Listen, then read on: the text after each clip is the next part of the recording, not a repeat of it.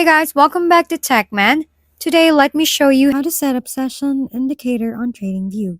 Setting up a session indicator in TradingView is honestly one of the first things I customize whenever I open fresh chart, because staring at raw candles without session markers feels like trying to trade in a casino with no clocks.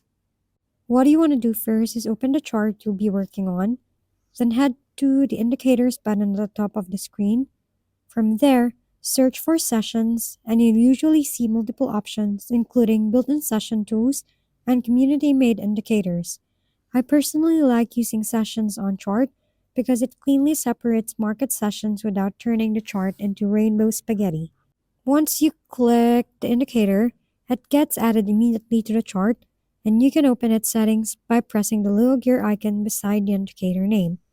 That's where you can customize things like session colors, labels, visibility, time zones, and which sessions you can actually want displayed: London, New York, Asia, or whatever fits your strategy.